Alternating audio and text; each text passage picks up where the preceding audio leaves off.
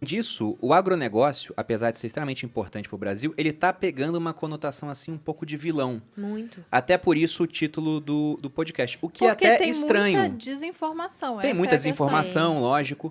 E lógico também, não é, nossa, né? É a panaceia para curar todos os problemas brasileiros. Claro que não. Mas entrando primeiro na parte de economia, para depois discutir outros assuntos. Eu estava olhando uns dados aqui que o Eduardo levantou para gente sobre o agronegócio. Então já citei que em 2020 ele foi responsável por 26,6% do PIB.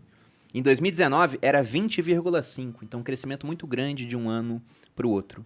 E o mais interessante é que em 1970, para quem pensar, o Brasil sempre teve essa vocação agro.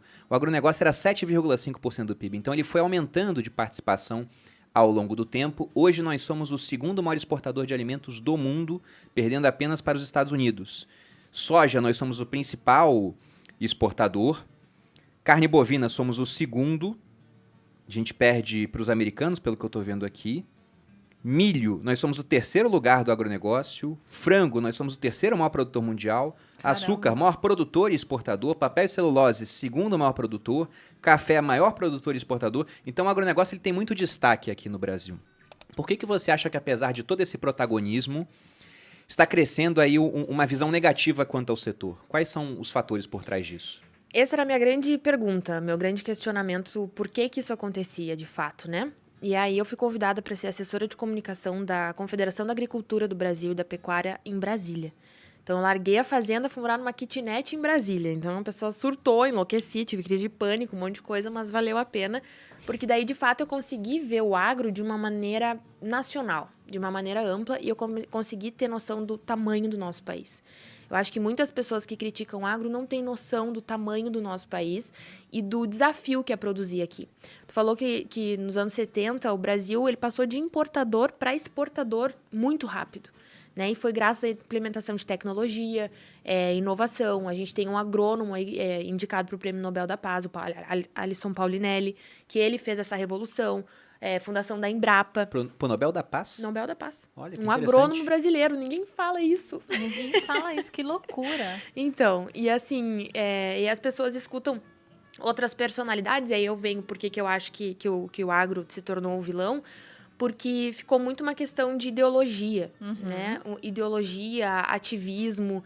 Então, muitas pessoas consideradas imagens, figuras importantes no Brasil, e eu vou ter que citar a Anitta, porque vocês vão entender o porquê disso, mas falou muito mal do agro e ela tem mais de 55 milhões de seguidores. É uma responsabilidade gigantesca. E vocês têm muitos seguidores, sabem a responsabilidade que é dar uma opinião sobre certo assunto. Então, ela falou muito mal junto com a Luísa Mel, enfim, e aí foi juntando várias pessoas. E aí eu comecei a perceber, tá aí, tem uma geração ouvindo, porque hoje eles escutam muito mais um influenciador, um youtuber, Total. do que um técnico, do que um agrônomo, do que um pesquisador, do que um cientista. Então, eles se baseiam naquelas informações como verdade absoluta. E aí é difícil a gente mudar esse viés. Tanto que eu viralizei na internet em 2019 com uma paródia. Olha só que loucura, eu não canto e nem danço, gente. Eu já tinha visto um vídeo seu antes de te seguir. Eu viralizei com uma paródia que a Anitta falou mal do agro. Eu disse, caramba, se a Anitta fala do agro e ela canta, eu que falo do agro e não canto, vou cantar. E aí eu cantei e eu nunca imaginei que fosse viralizar. Eu saí de 5 mil seguidores para 25 em 48 horas, tudo orgânico, Caramba. foi muito rápido. E eu disse, tá aí, o pessoal tá precisando de uma representatividade maior nas redes sociais, na comunicação. E aí comecei a gravar meus vídeos, comecei a dar minha opinião sobre assuntos polêmicos, e eu realmente comecei a ver essa desinformação que começa, Bruno, na base. Hoje tem escolas passando informações que as crianças, por exemplo, têm que parar de comer carne para salvar a Amazônia. Então, assim, o buraco é muito mais embaixo do que a gente imagina. Não é só mídia, é escola também. E aí as pessoas têm isso na escola, chegam em casa, falam para os pais, pai, tu tá acabando com a Amazônia. Entendeu? Aí o pai fala, como assim tô acabando com a Amazônia? Você tá lá cuidando, fazendo uma pecuária sustentável, tentando investir em tecnologia, pagando a escola dos filhos com a pecuária, tem que escutar isso. Aí o filho vai para a rede social e enxerga pessoas que ele considera inteligentes, importantes, falando a mesma coisa, falando mal, batendo nessa tecla. Então é bem complexo, a gente está lutando contra a maré aí. E são várias frentes, na verdade, né? Você falou isso sobre desmatamento, basicamente, né? Que o pessoal bate nessa tecla, fala que é ruim para o meio ambiente e para a saúde também. Eles falam como se fosse a maior verdade do mundo. Comer carne faz mal à saúde, comer carne vai te matar. E aí a gente tem vários documentários altamente enviesados, né? Veganos, vegetarianos, que não tem nenhum tipo de respaldo científico, falando coisas e as pessoas veem, pô, tá na TV, tá num documentário. Se e aí tá no elas Netflix, levam... é verdade que os gladiadores só comiam vegetais. Exatamente, dieta dos gladiadores. Ai, E gente. vocês sabem que eu ouvi o último podcast de vocês, falaram do Bill Gates também. Microsoft.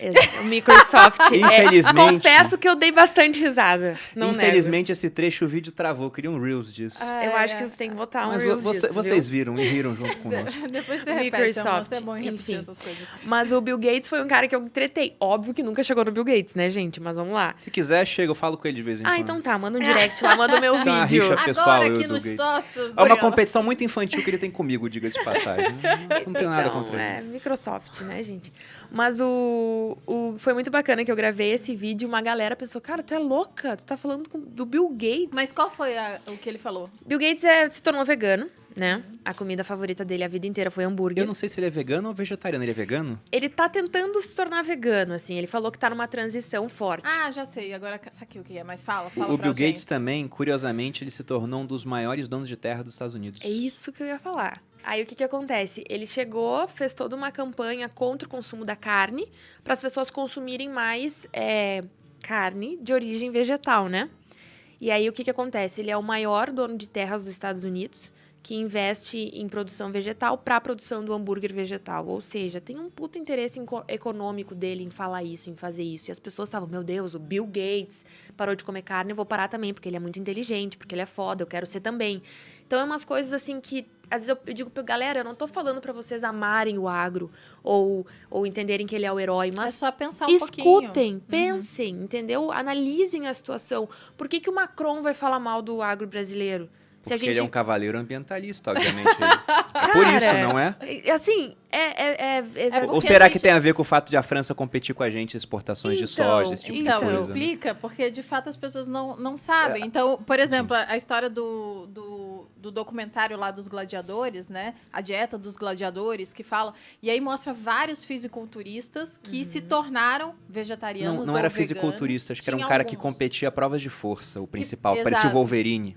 E aí falava, olha, esse cara, ele, né... Primeiro, vamos deixar bem claro aqui, nenhum desses esportes, e todos os esportes feitos em alta intensidade, né, para alta performance, não é saudável, ponto, né? Todos... O atleta mesmo, de verdade, não é um cara saudável. Não é um cara saudável, então não Vai adianta no a gente limite, né? mirar lá e falar, olha, vamos ser igual esse cara aqui porque ele é atleta. Isso não é saudável para a saúde e eles sabem disso, né? Eles não estão querendo dizer o contrário. E outra coisa, é muito louco pensar nisso de força, né? Pô, o cara criou músculos, um monte de... Ele passou a vida inteira comendo proteína de alta qualidade, valor biológico, que é carne. Ou seja, ele construiu músculos, e eu falo muito isso porque eu falo de alimentação, falo de estilo de vida, e construir músculos é um negócio que demanda muito trabalho por muito tempo e vários fatores. Então, alimentação, sono, descanso, hidratação, blá, blá, blá, hormônios. Então, o cara usou e ainda usa, provavelmente, hormônios anabólicos, o que faz com que ele não perca a massa magra dele. E aí, o cara passou a ser vegetariano ou vegano. E aí, ele fala assim, olha só, dá pra ser...